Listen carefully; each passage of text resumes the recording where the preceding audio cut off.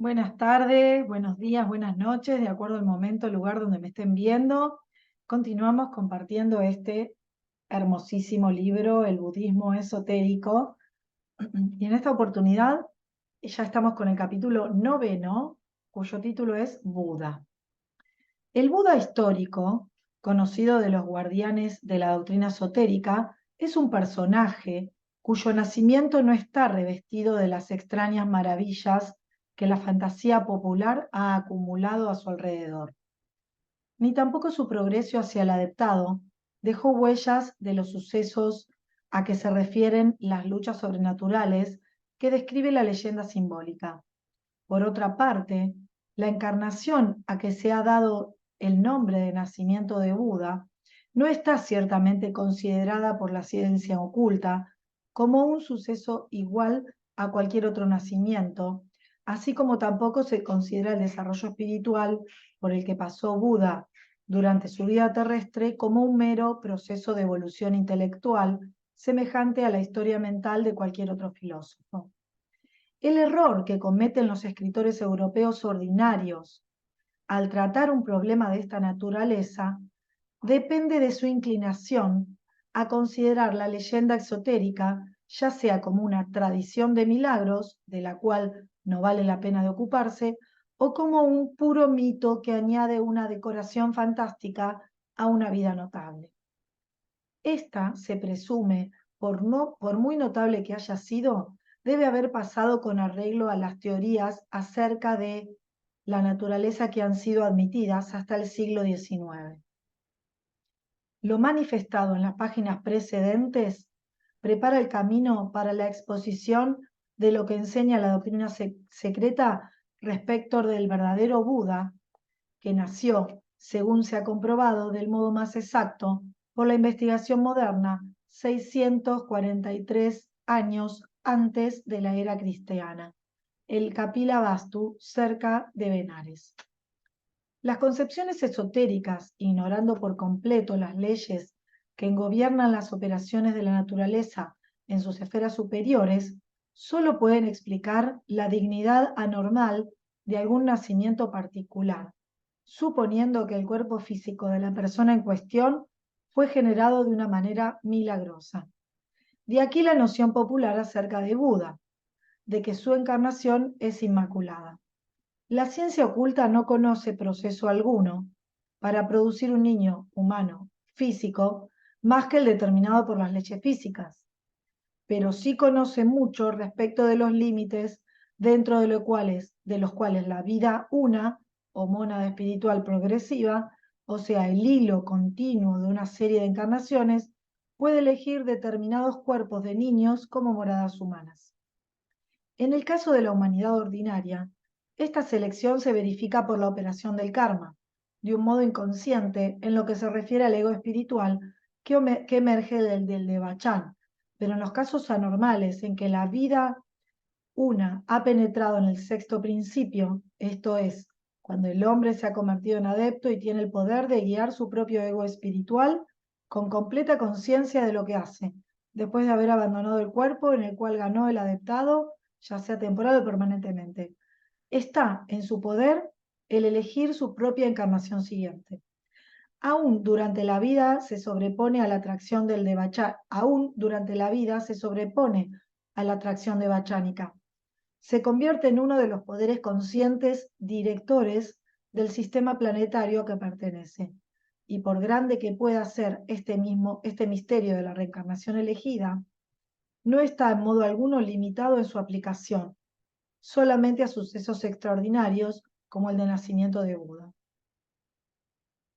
Es un fenómeno reproducido frecuentemente por los adeptos superiores hasta hoy, y si bien mucho de lo que cuenta la mitología popular oriental es puramente ficticio o por completo simbólico, las reencarnaciones de los lamas del Dalai y Feshu en el Tíbet, de las cuales se ríen los viajeros por falta de conocimiento, que les permite distinguir los hechos reales de los imaginarios, son un hecho formal y científico.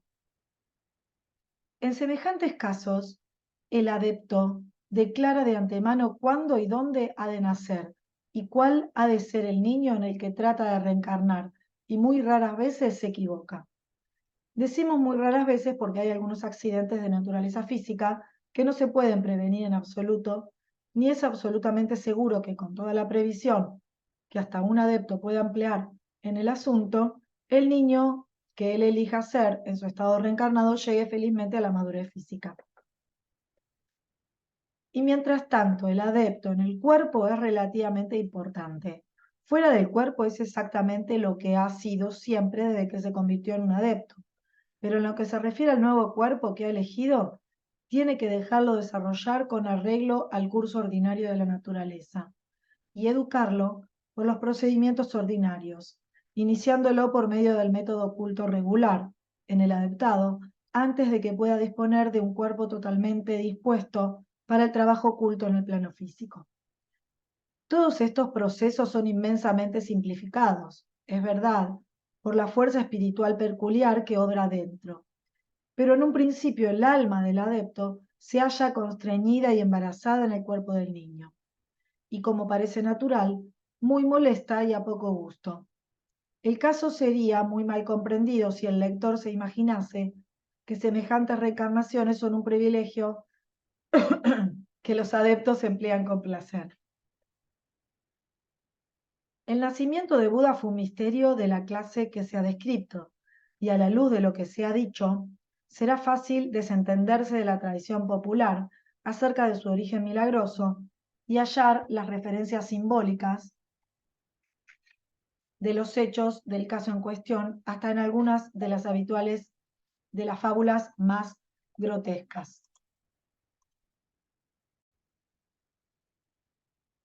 Ninguna, por ejemplo, parece menos a propósito como alusión a nada que se parezca a un hecho científico, como la declaración de que Buda penetró en las entrañas de su madre como un joven elefante blanco. Pero el elefante blanco es simplemente el símbolo del adeptado, algo que se considera como un hermosísimo y raro ejemplar de su especie. Lo mismo sucede con otras leyendas prenatales que señalan al hecho de que el futuro cuerpo del niño había sido elegido como morada de un gran espíritu dotado ya con sabiduría y bondad superativa. Indra y Brahma vinieron a rendir homenaje al niño cuando nació, esto es, los poderes de la naturaleza estaban ya sumisos al espíritu que había dentro. Los 32 signos de Buda que la leyenda describe por medio de un simbolismo físico ridículo son meramente los diversos poderes de los adeptos. La selección del cuerpo, conocido como Siddhartha y después como Gautama, hijo de Sudvana de Kapila Vastu como habitación humana del esclarecido espíritu humano que se había sometido a la encarnación para enseñar a la humanidad, no fue uno de esos raros fracasos mencionados antes. No fue, por el contrario, fue una elección singularmente fructuosa bajo todos conceptos, y nada intervino en la consumación del adeptado por el Buda en su nuevo cuerpo. El relato popular de sus luchas ascéticas y tentaciones y de su llegada final al estado budídico, bajo el árbol Bo, es por supuesto nada más que la versión exotérica de su iniciación. Desde esta época en adelante su obra fue de una naturaleza doble. Tenía que reformar y hacer revivir la moral del populacho y la ciencia de los adeptos, pues el adepto mismo está sujeto a cambios cíclicos y necesita impulsos periódicos.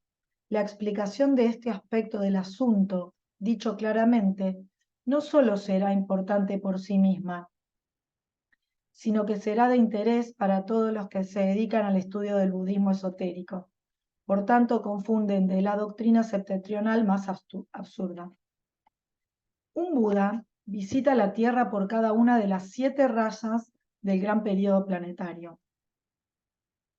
El Buda que nos ocupa fue el cuarto de la serie, y esta es la razón por la que se halla el cuarto en la lista citada por Mr. Davis, inflada de subtitularidades metafísicas y de absurdos amontonados en torno de la simple moralidad que resume el budismo que se presenta al pueblo. El quinto, o el Buda Maitreya, vendrá después de la desaparición final de la quinta raza, y cuando la sexta haya estado ya establecida en la tierra, durante algunos cientos de miles de años, el sexto vendrá al principio de la séptima raza y el séptimo hacia el final de la misma raza. Este orden parecerá a primera vista en desarmonía con el gran designio general de la evolución humana. Henos aquí a la mitad de la quinta raza, y sin embargo el cuarto Buda es el que ha sido identificado con esta raza, al paso que el quinto no vendrá hasta que la quinta raza esté prácticamente extinguida. La explicación se encuentra, sin embargo, en las grandes líneas de la cosmogonía exotérica.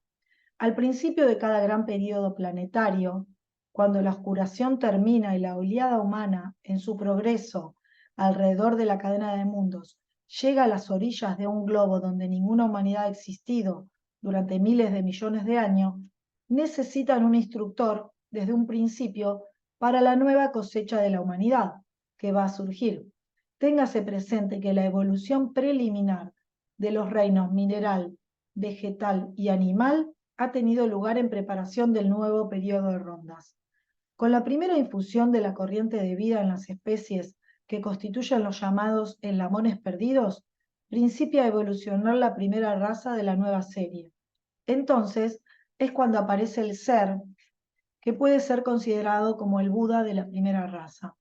El espíritu planetario o Dian Koan, que es, o para evitar una idea errónea por el empleo de un tiempo singular, desafiaremos la gramática y digamos que son Buda en todos sus desarrollos, encarna entre los jóvenes e inocentes precursores de la nueva humanidad, propios para ser enseñados e imprime los primeros principios generales del bien y del mal, y las primeras verdades de la doctrina esotérica, en un número suficiente de mentes receptivas para asegurar la reverberación continua de las ideas, de este modo implantadas a través de generaciones sucesivas de hombres en los millones de años siguientes, antes de que la primera raza haya concluido su carrera.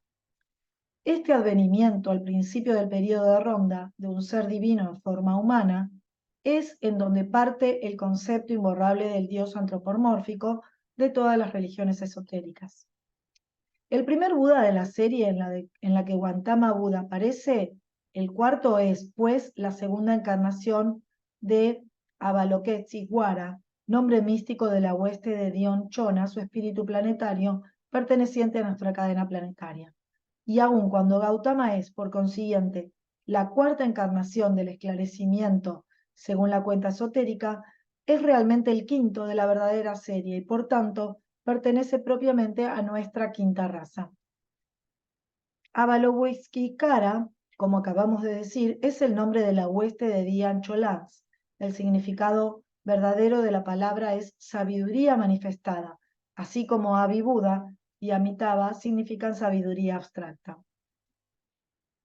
La doctrina, según la cita Mr. Davis, de que cada Buda mortal terreno tiene su puro y glorioso doble en el mundo místico, libre de las degradantes condiciones de esta vida material, o más bien que el Buda en las condiciones materiales es solo una apariencia, emanación o tipo de día Buda, es perfectamente exacto. El número de días Budas o día Chonás o espíritus planetarios, espíritus humanos perfeccionados de otros mundos anteriores es infinito, pero solo 5 están identificados prácticamente en la enseñanza esotérica y 7 en la esotérica.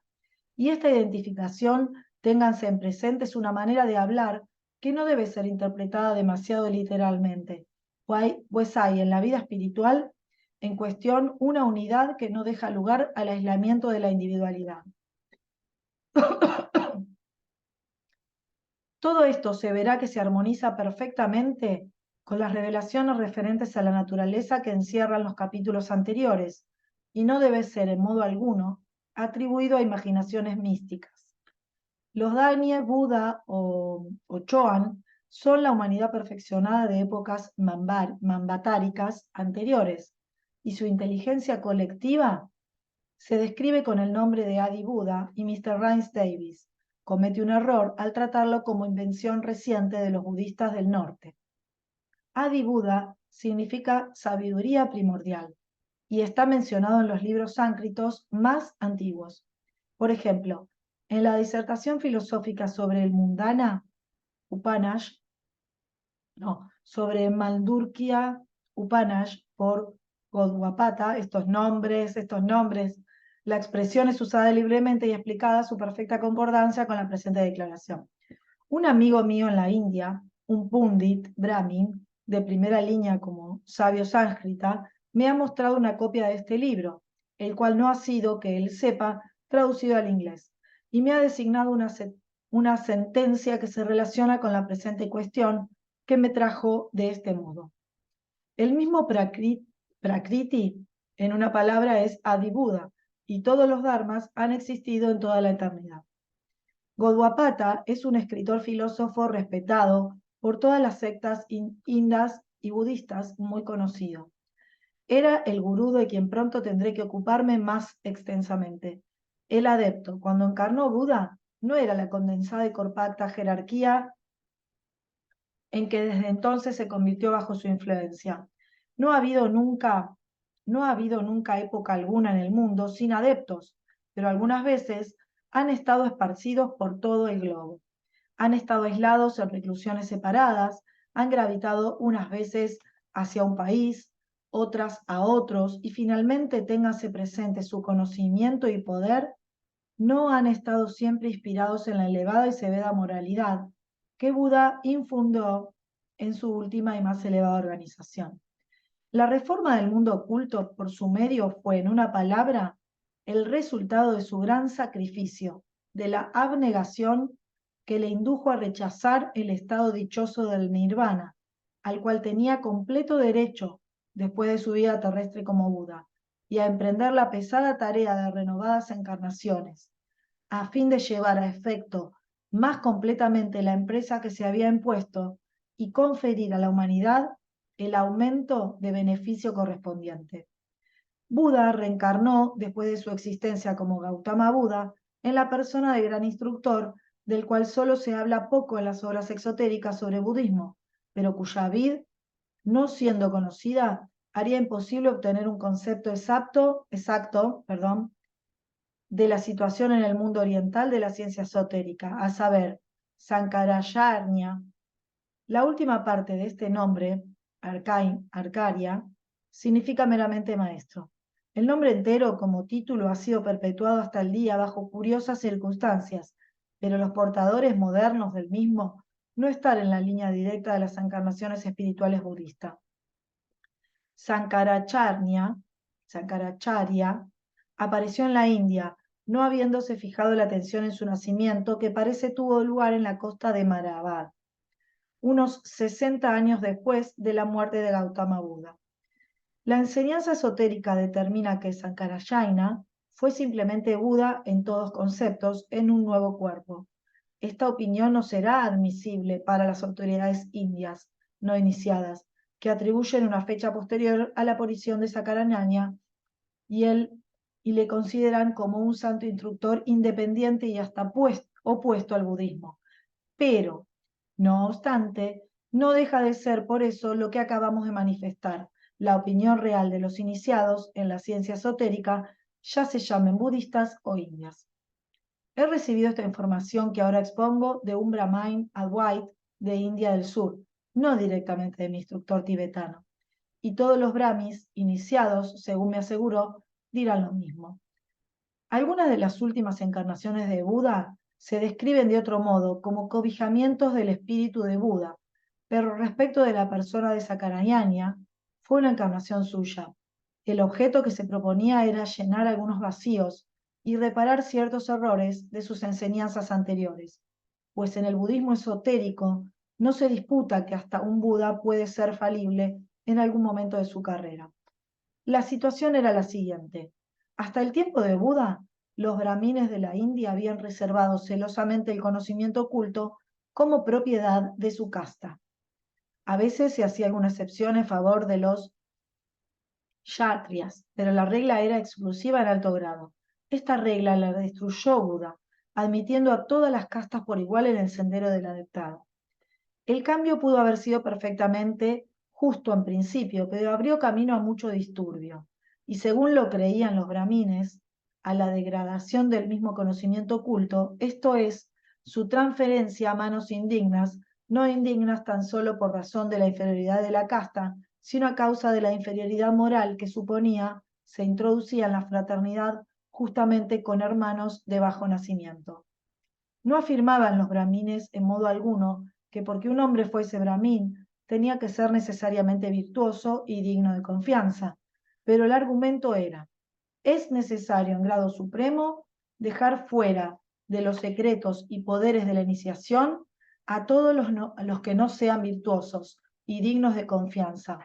A este fin es necesario no solo establecer pruebas imaginables, sino también no admitir candidatos, sino de la clase que generalmente, por razones de sus ventajas hereditarias, es más probable que sea la mejor productora de candidatos apropiados. La experiencia posterior se cree ahora por todos que ha vindicado los temores de los brahmines y la encarnación siguiente de Buda fue una admisión práctica de esto.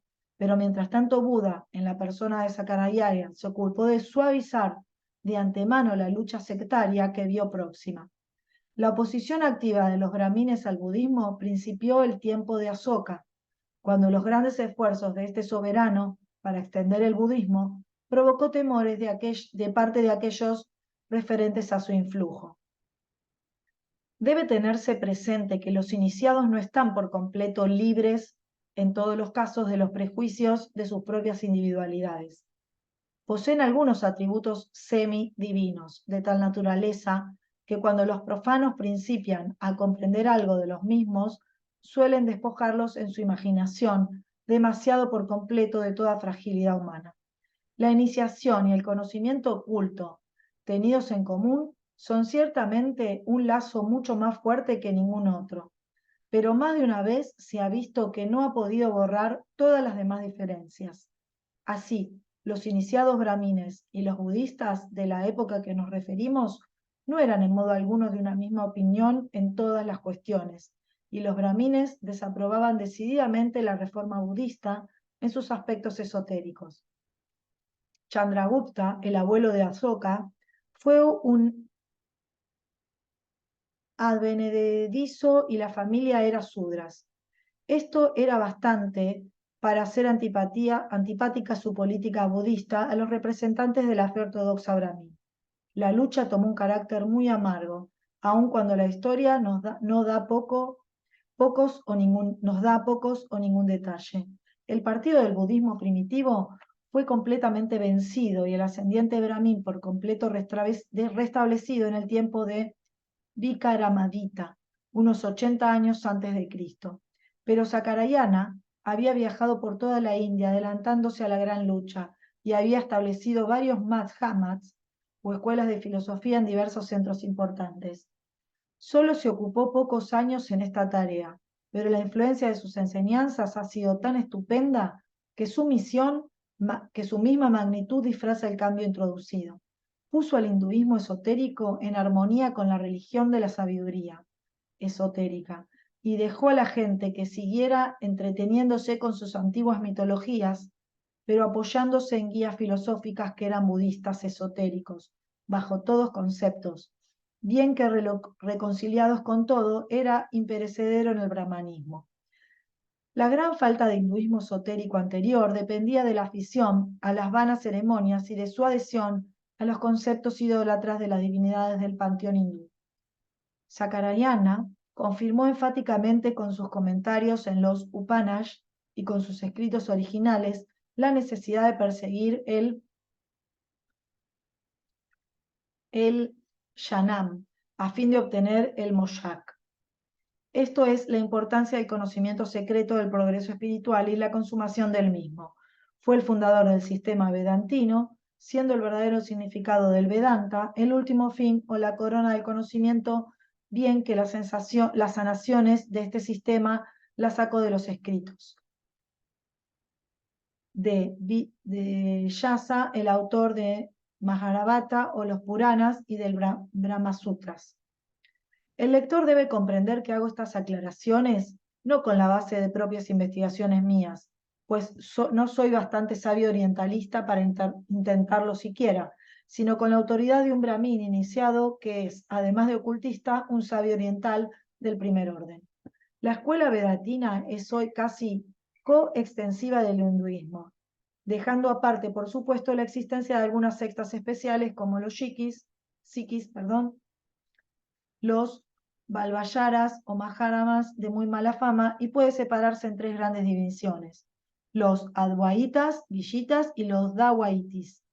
El bosquejo de la doctrina Dawiti es que un Brahmuna o Purush, el espíritu universal, obra tan solo por medio del Prakriti, la materia que todo tiene lugar, de esta manera por medio de la energía inherente de la materia.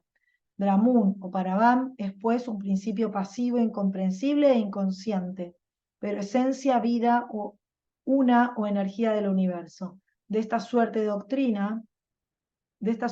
doctrina es idéntica al materialismo trascendental de la filosofía del adepto budista esotérico. El nombre de Advaiti significa no dual y se refiere en parte a la no dualidad, o sea, a la unidad del espíritu universal o vida una budista, como distinta de la noción de su funcionamiento por medio de encarnaciones antropomórficas, y en parte a la unidad del espíritu universal y del humano. Como consecuencia natural de estas doctrinas, los Advaitis consideran la doctrina budista del karma con respecto al destino futuro del hombre como dependiendo por completo de las causas que él mismo engendra. Los Advaitis Vishitas modifican esta doctrina con la interpretación del Vishnu como una deidad consciente, la emanación primordial del Paravam, siendo considerado Vishnu como un dios personal capaz de intervenir en el curso de los destinos humanos. No consideran el yoga o educación espiritual como la senda propia para la espiritualidad superior, pero creen que esto es posible principalmente por medio del bhakti o devoción.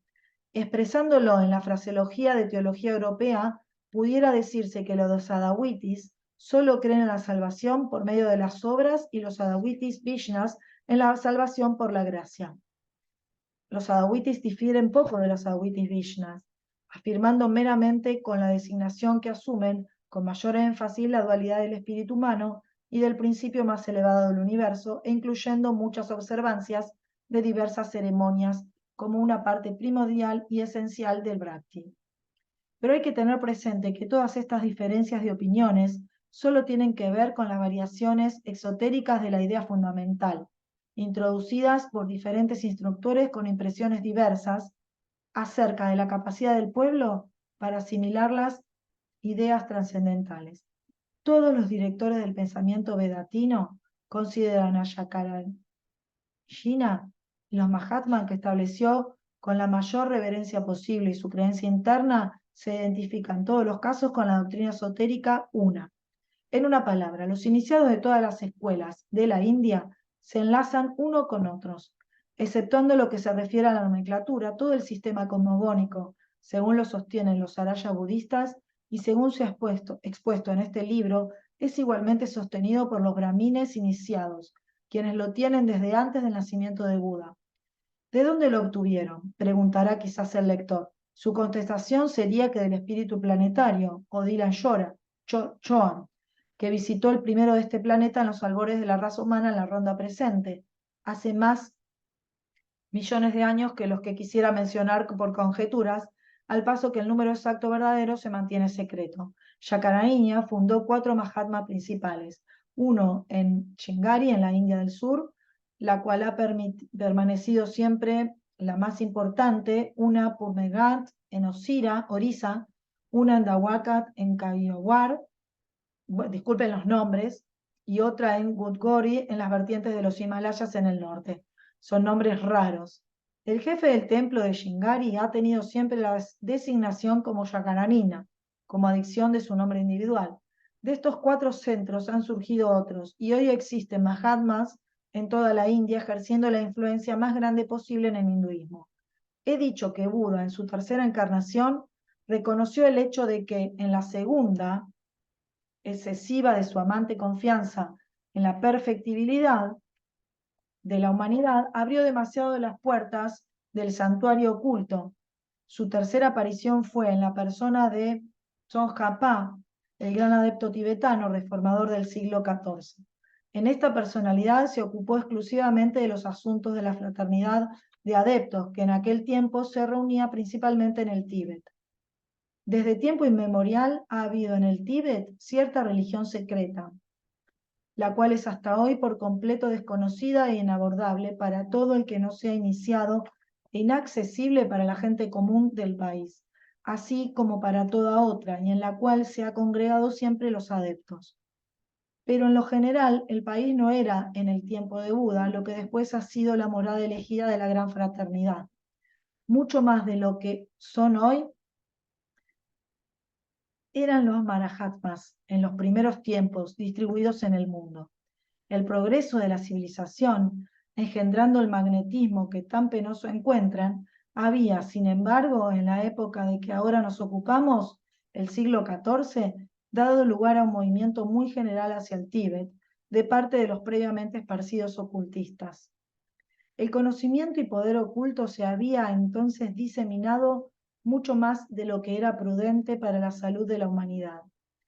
Se decidió a la tarea de ponerlo bajo el dominio de un sistema rígido de reglas, sin volver a establecer el sistema en la base anterior, poco razonable, del exclusivismo de castas.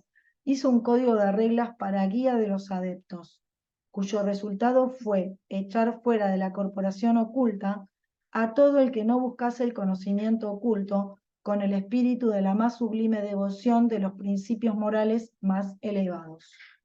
Un artículo en el Theosophist de marzo de 1882 sobre reencarnaciones en el Tíbet, acerca de cuya veracidad tengo las seguridades más completas, da informes de mucha importancia respecto del punto que nos ocupamos ahora y de las relaciones entre el budismo esotérico y el Tíbet, las cuales nunca serán examinadas demasiado detenidamente por cualquiera que desee comprender el budismo en su verdadero significado. Y queda ya casi lo último. En este capítulo no tiene anotaciones, así que el sistema regular, lo pone entre comillas, leemos de las encarnaciones lamaicas de Buda. Este reformador no es la encarnación de uno de los 5 celestiales o Budas celestes, como generalmente se supone que se dice fueron creados, después de elevarse al nirvana, sino la de Amita, uno de los nombres chinos de Buda. Los anales conservados en la Maseria, y nombres raros, demuestran que Sagaita se encarnó en Jones Kappa a consecuencia de la gran degradación en que había caído sus doctrinas. Hasta entonces no había habido otras encarnaciones que la de los 5 Budas celestiales y de sus budistas, cada uno de los primeros habiendo creado 5 de los últimos. A causa de, entre otras muchas reformas, Jones Kappa prohibió la nigromancia, la cual es practicada hasta hoy en día con ritos más repulsivos por los bronce, los aborígenes del Tíbet, con quienes los gorros colorados o yamans habían fraternizado siempre. Fue por lo que estos últimos resistieron a su autoridad. Este acto fue seguido de un rompimiento entre 2 sectas, separándose por completo de los Huilupas, los Dugupas, gorros colorados, que desde un principio estaban en gran minoría. Se establecieron en varias partes del Tíbet, principalmente sus fronteras y sobre todo en Nepal y Bután. Pero el paso que retenían una especie de independencia en el monasterio, residencia tibetana de su jefe espiritual, Gonsho Rinpoche, los Butmanes han sido desde el principio los tributarios y vasallos de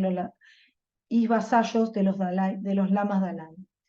Los Tsalid lamas fueron siempre más poderosos, acá está contando una interna oriental, y más altamente estimados que los Dalai lamas. Estos últimos son creación del Tsalid lama Navak Losam, 6ª encarnación.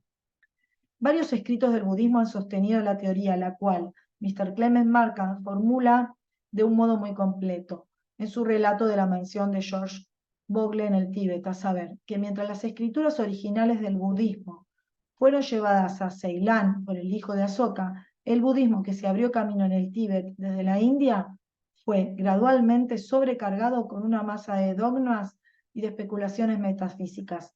Y el profesor Max Müller dice: El elemento más importante de la reforma budista ha sido siempre su código social y moral, no sus teorías metafísicas. Este código moral, considerado en sí mismo, es uno de los más perfectos que el mundo ha conocido jamás, y esta fue la bendición que la introducción del budismo trajo al Tíbet. La bendición ha permanecido y se ha extendido por todo el país, no habiendo una nación más bondadosa, ni de mente más pura, ni más sencilla, ni más temerosa del pecado que los tibetanos. Pero sin embargo, de esto, el lamaísmo popular, si se compara con el budismo verdaderamente esotérico o arat, ofrece un contraste tan grande como la nieve pisoteada a lo largo del camino en el valle a la masa pura y virgen que resplandece en lo más alto de la cresta de la elevadísima montaña. Estas explicaciones solo constituyen un bosquejo de toda la situación. No dispongo de los argumentos ni del tiempo que requiere su desenvolvimiento en un cuadro acabado de la relación que realmente subsiste entre los principios internos del hinduismo y los del budismo, y me hago bien cargo de la posibilidad de que muchos sabios y pacientes investigadores del asunto habrán formado, como consecuencia de prolongados y eruditos estudios, conclusiones que a primera vista parecerán chocar con las explicaciones que ahora presento. Pero no por esto dejan estas explicaciones de venir directamente de autoridades para quienes el asunto es tan familiar en su aspecto erudito como en el esotérico. Y su conocimiento íntimo arrojan luz en toda la situación, que los exceptúa en absoluto del peligro de desnaturalizar textos y cometer errores respecto del significado de oscuras simbologías. El saber cuándo nació Gautama Buda, lo que está registrado de sus enseñanzas y lo que las leyendas populares han reunido en torno de su biografía, es saber poco menos que nada acerca del verdadero Buda, mucho más grande que el instructor rural histórico y que el semidios fantástico de la tradición. Y solo cuando se ha comprendido el lazo entre el budismo y el brahmanismo es cuando la grandeza de la doctrina esotérica se muestra en sus verdaderas proporciones. Uf, qué capítulo medio complicado con los nombres, ¿no? Bueno, muchísimas gracias por continuar acompañándome en la lectura y en la reflexión de este libro y nos encontramos entonces para compartir el próximo capítulo. Que tengan una excelente jornada. Chau, chau a todos.